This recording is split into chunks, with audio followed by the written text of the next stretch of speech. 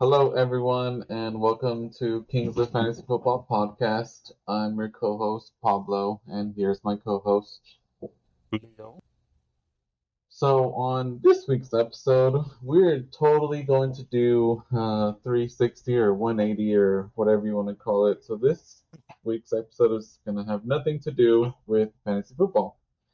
So, as we're gearing, towards the start of the season, we thought we'd take a little bit of a break and do an episode on pop culture. So we're going to talk about pretty much anything that is famous, as far as whether it be a TV show or a movie or anything that's popular right now. So we're going to start off, and this might be a little bit biased, but it's House of the Dragon. So, to our listeners who have no idea what House of the Dragon is, it is a prequel TV show set a few hundred years before the events of Game of Thrones. It is currently on its second season, and um, I'm I'm happy with the second season so far. I am a little bit shocked at the pace, though. I think as far as the pace of the show, it's a little bit too fast. Um, What do you think, Leo? You think the pace is fast or it's just right? I've really been enjoying this season. You're the one that actually got me into my brother-in-law as well, but you're the you're the one that got me into Game of Thrones. So I saw it a couple years ago, and then when House of the Dragon came on, started watching that as well. The what I like what I really have been enjoying so far this season has been the both houses, the different points of view from each house, the house green and black. So it's just been interesting, that you don't, none of the seems like you can never trust any of the characters, being, Rhaenyra, that she's the queen. uh she she just can't trust anyone, it seems like, in her own circle. But yeah, it's been good. I like the pace so far, definitely. How about you? So what I don't like is, I mean, even in Game of Thrones, some people kind of had opinions on the pace, meaning like they're in one part of Westeros, whether it be Dragonstone or something, and then like 10 minutes later they're in King's Landing. Um, and you know that's a little bit hard to grasp for me. Um, and I just think I would have thought that they would have spent more time um, kind of preparing the the main story that's going on in season two, which is the actual fighting and whatnot. Um, again, I think that it could have been a little bit slower, a little bit more of a build up. I think things got heated very quickly in this season, but I figured maybe again maybe Yeah, the show would have gotten a little bit slower. I know this season's only going to be like I think 8 episodes, so yeah. The first season was like, to me, it jumped so fast. Like, I know, I go it's based on the books. I'm not a great reader, so don't ask for me for any scholar stuff from any readings. But the I really didn't. I like the, when Rhaenyra was when she was young, like the actress that played her was, I loved her, the way she acted, um in that first season, the way, then it started jumping ahead, every few episodes, it was like, man, you're trying to get into starting to get into a rhythm with the show, and then okay, now we gotta get now move ahead a few years, and now this is what's going on. So that's it was it's fine. I got used to it, but I was kind of liked how it was just building up. When she was growing up. What's funny is this is obviously spoiler. I don't want to spoil any season two. But what's funny is that the first season when Chris Krista the knight that Rhaenyra wanted to get with him, right? And then he's I'm not gonna be your whore, and now he ends up being Allison's whore in the season, so which I find funny as hell. Yeah, But yeah, there's a lot of people that don't like his character. I think as an actor point of view, I think that means you're doing a really good job. You know, people didn't like a lot of characters from Game of Thrones. Some of them still get a bad rap, when people see them in public. So I think that just shows how good that actor did, yeah. portray that character. Um, but yeah, he's getting some of the heat this season from what I've seen on social media. Who's been your favorite character so far? Let's kind of switch gears. Um, so far, I haven't really had a favorite character. I I kind of agree with you with that. Kind of like Rhaenyra, but this season so far, I haven't really had someone that's kind of been my favorite. But besides Rhaenyra, Daemon, I think he's an interesting character for sure. Yeah. Um, let's kind of switch gears to Star Wars universe. So before we jump into, the most recent TV show, I do want to spend some time just kind of giving props on the Mandalorian era, meaning, since Mandalorian has comes out, I think Star Wars has been in a really good place. I think especially after this last trilogy, there was a lot of question mark from fans, and I think with Dave Filoni and his name Favreau, they've really taken the Star Wars universe in a good direction, in my opinion. Um, I think Pedro Pascal has been a slam dunk casting for Mandalorian. Um, I think Ahsoka really good. And I know for a lot of fans who were fans of the animated um, Clone Wars, they're probably really happy that they went to the live action route. Anything particular um, since Mandalorian that you liked, Leo, about the Star Wars universe? Well, I'm what's fun it's funny you said that, some people like the Star Wars and stuff like that. Um I think it kind of depends. I love anything about Star Wars.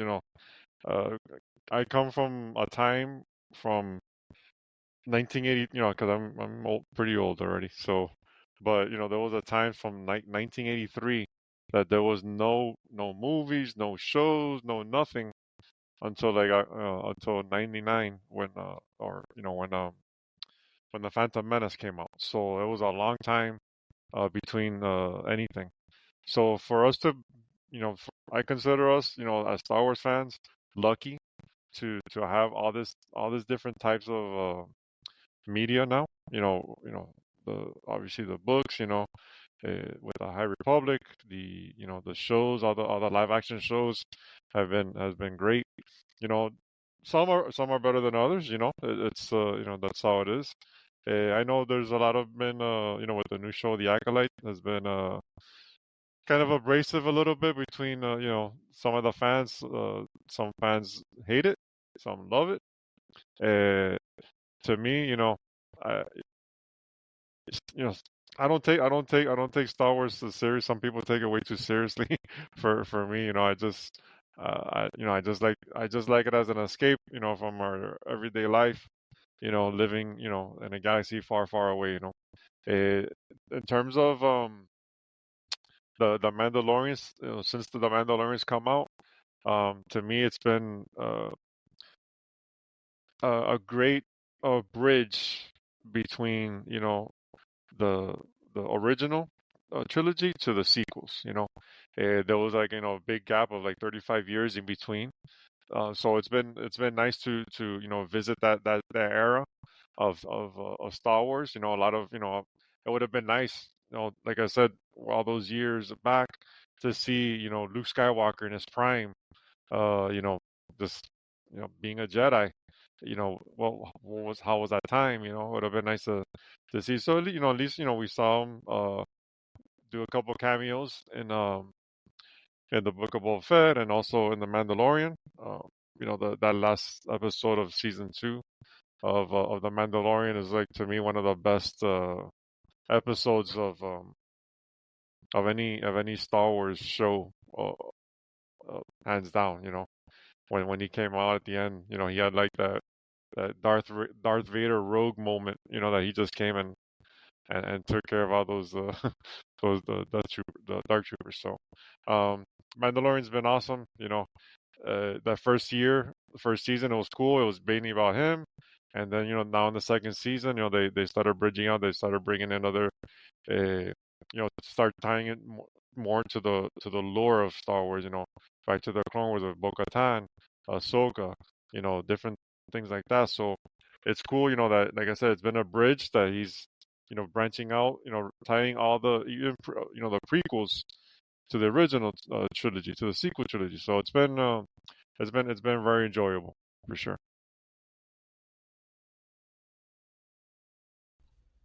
Now, do you have any high expectations for this Mandalorian Star Wars movie that they are going to do? I think it's going to be called The Mandalorian and Grogu, if I'm not mistaken. Um, do you expect it to pretty much wrap up any plot points or anything that they have started since the first season of Mandalorian? I'm definitely looking forward to it. What makes me happy is that John Favreau is the one that's gonna be directing it. To me, he's one of the better directors of our generation. What he's done. When Iron Man, that first Iron Man movie came out, that was groundbreaking. So I'm very I have confidence in him, and that that's gonna be a story, you know, to and I think it's a smart move on Star Wars slash Disney to make that first movie, you know, Mandalorian with Grogu. Like that's like the most popular show out there, probably the most popular characters right now, and it's a smart move on their part. Those last movies that the Rise of Skywalker, and like I said, those sequel trilogies, they like it was like hit and miss. Like I said, I enjoyed them all. But some people hated it. Some people hate anything that's Disney done. A lot of people hate it. But to me, I've really enjoyed it. It's gonna be uh, definitely like the Mandoverse that they're doing. It's gonna tie into the also probably setting up that movie that Filoni's gonna do. With everything together, tying with Ahsoka and our everything together. So that's gonna be interesting in a few years. But I definitely think it's a smart move on their part to for the first movie to be Grogu and um and Mandalorian back in the theaters, the first movie. So definitely looking forward to it. I have confidence in Favreau for sure. What about you? What do you think about it? I think it's going to be interesting. Kind of like you called it, the Mandoverse. Them being able to connect these shows has been really cool for me to see. I kind of compare it to like the Marvel Cinematic Universe to where I thought Boba Fett and Mando and Ahsoka would kind of all be like standalone. Um, but you can tell that they had an idea, um, and it's fit really well to kind of connect all these TV shows, um, and kind of gearing up for the movie, for this next trilogy that they have announced. Um, what I, whatever direction they go to, as far as the trilogy movies, I do hope that they continue to do like stories that may not be as popular, for people who are really into the Star Wars universe. So like this Acolyte show is, hundreds of years before Phantom Menace, and it's really cool to see, um, different side of the Jedi, that we've never seen before. Um, so I think that if they continue to go again into these not so popular stories, so like Mandalorian, at least when I grew up, all I ever wanted to be was a Jedi, and then now the Mandalorian is really popular. It's like maybe it would be really cool to be a Mandalorian too. So, especially like you said, having a bridge, maybe kids now they're not only wanting to be Jedi, they're wanting to be Mandalorians as well. So again, I think that if they continue to do these stories that may not, be as popular, it still may become a big hit because I'm sure when they did Mandalorian, they never thought it would be this big. Um, which brings us to our next subject that has been, I would say, on a not so popular trajectory, which is the Marvel Cinematic Universe. So I think over the last few years, critics have not been happy with the content that Marvel has been creating. Disney CEO has even said that they're going to do less shows, less Marvel. Um, and I think this upcoming Deadpool movie is probably going to be the tipping point. I think if it does well, um, Disney may change their mind and be like, okay, well, we still can have Marvel as the cash cow per se. But I think if it doesn't do well, then they may continue with that. Again, the thought of doing less Marvel content. Do you think Deadpool can kind of save this, like I said, this downward trajectory that we've been seeing? Well, as per, as per Deadpool, he's the Marvel Messiah, right? So, um, I think yeah, this movie is going to be very telling, probably for the future. It's not only it's the only Marvel movie coming out this year, but it's a rated R movie on top of that. So be able to get the kids. You shouldn't be taking your kids to see this movie, but um, parental guidance is suggested, as I say, right?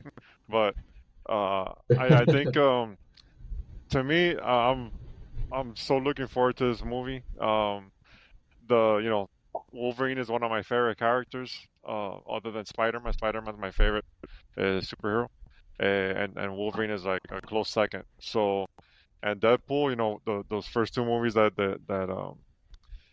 he did, they were like pretty interesting. Like when you see um, just all the bad words he says, and he's quick-witted, all that. It's just it was very entertaining for sure. I actually saw both of them recently just to get ready for the new movie, and even I even went back and there was some X-Men movies that I didn't see, so I caught up on all that, and so I'm very looking forward to it. Looking at the trailers, it does seem like if I suggest that you should probably see Loki, season 1 and 2, because it does show like spoiler alert, don't listen. But if you haven't seen Loki, but it looks like it is tied to that with with the TVA and all that stuff. So I would definitely try to check out Loki before you see this movie. Um, and like I said, it's gonna be a very like you said, tipping point for Marvel going forward. To try to set up things for the future. It's gonna be very interesting to see. I'm sure there's gonna be a lot of cameos in this movie, setting up things for the future. So, but yeah, I'm definitely looking forward to it for sure. So since you mentioned that Spider-Man is your favorite, do you think that if they end up doing Infinity War, which I don't know if they will go into that direction, do you think he can lead the whatever new If Avengers if they end up calling them that? if if they do what? I'm sorry. Infinity War? I didn't hear you say Or no, if not it's there Secret what? Wars, sorry. If they do Secret Wars. Should they do Secret Wars? Or if they or you mean the Avengers No, I'm movie that's saying coming out, like Secret Wars? if they do, yeah, like if they do Secret Wars, do you think Spider-Man can be the leader? Like they're kind of saying he might be. Essentially, he's going to I be the new leader of the the new Avengers. I think he's a character that could be. I think in the last the Far From Home, they were kind of planting the seeds with that.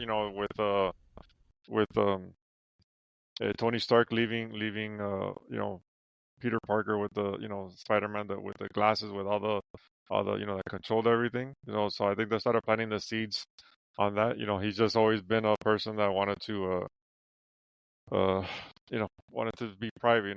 Then the last episode, not episode, sorry, the last movie, uh, No Way Home was amazing. Seeing all those, the the old Tobey Maguire with Garfield, all of them together. That was one of the one of the better movies. Endgame, Infinity, if Infinity War, those two are like up there, and I think No Way Home is not that far behind. But yeah, definitely, I think he can be one of uh, the leaders of the Avengers moving forward for sure.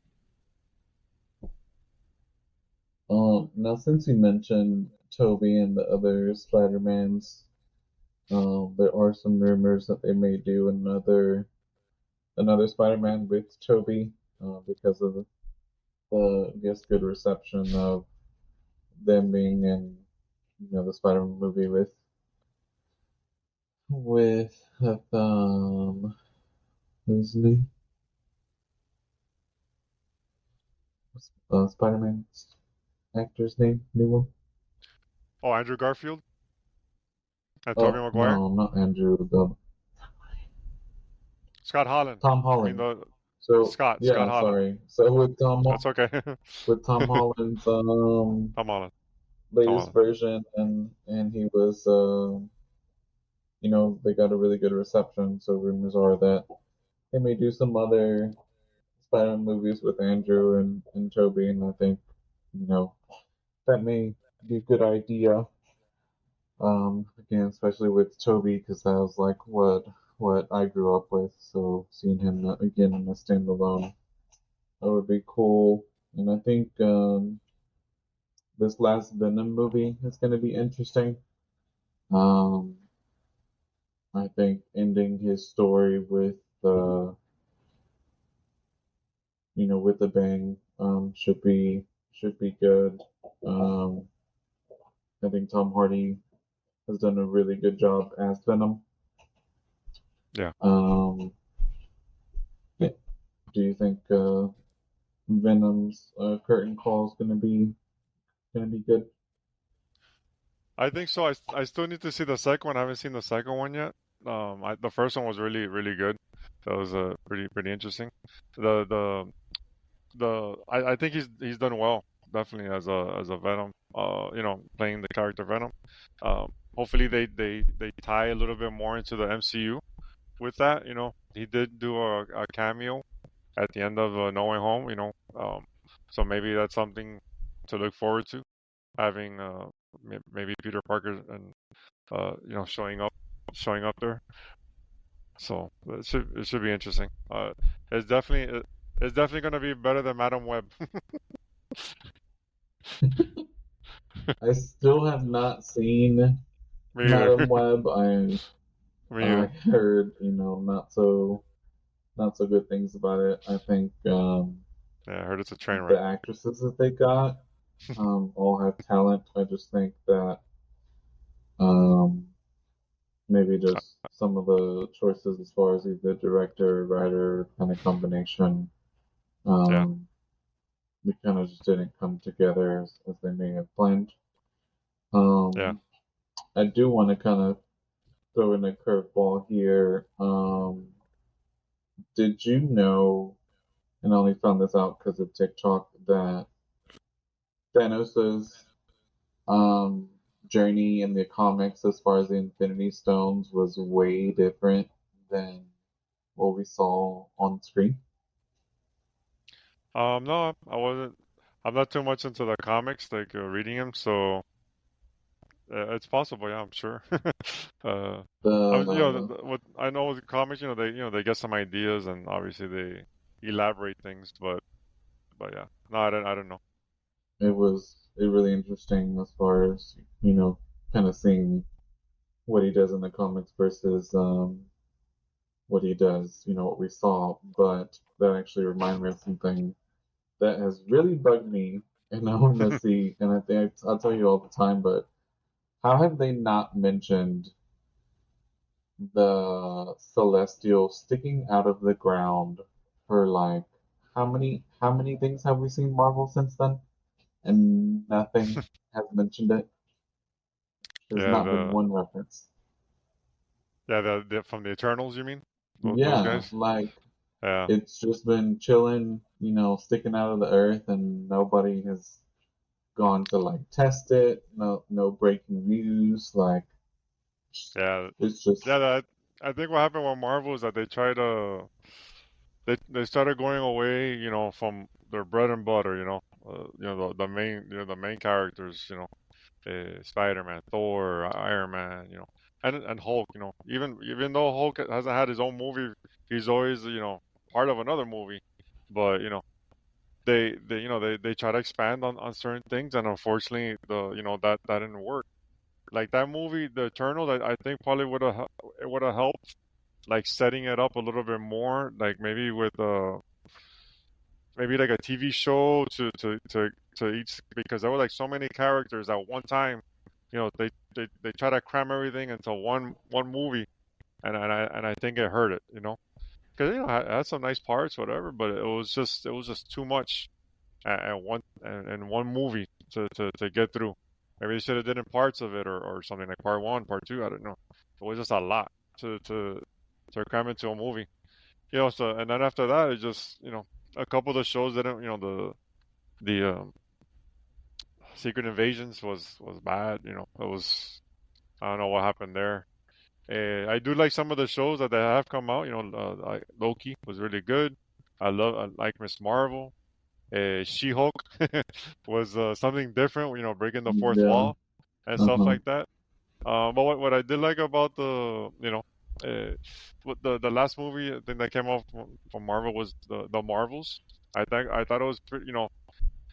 Not a lot of people didn't like it, but I thought it was excellent because it was giving tying uh Miss Marvel with Captain Marvel and Photon, the girl uh from the Scarlet Witch's show. So it was cool. It was cool to see them being bonded together. You know with their powers of light. So it was and what I do like the little hints. I don't know if you guys seen the movie or not, or the Marvels, but if, at the end of the credit, there's a nice thing to see there That was, of them. man, that was really Of that, cool to see yeah, those credits. Yeah. So Um, they're trying to plant some seeds, try to build maybe the young Avengers, little by little. yeah. So before we wrap things up, the one last thing I want to say is I really do hope that they don't cancel the Blade movie because man, that poor project has gotten so many setbacks, and Yeah. I think his last name is like Ali or something. The actor they got for Blade, I think he would be really good. So I hope that they end Yeah. up, not canceling it. Yeah, that first So that first Blade movie with Wesley Snipes was pretty badass. I must say, yeah, when that first scene, anytime I hear that song, from that Blade movie, that trance yeah. music is like it's amazing, man. It's a really good movie. So again, hope that they don't cancel it. So um, like to our listeners, again, this is a totally different direction. We just want to take a little bit of a break from the fantasy topic, but rest assured, the rest of this month, we are going to essentially be doing mock drafts. We're going to have some guests on our show for the mock drafts to make it better instead of the computer just doing picks.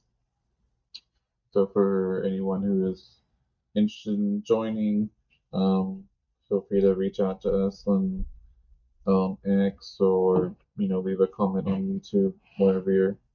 Um, might actually live stream it as well.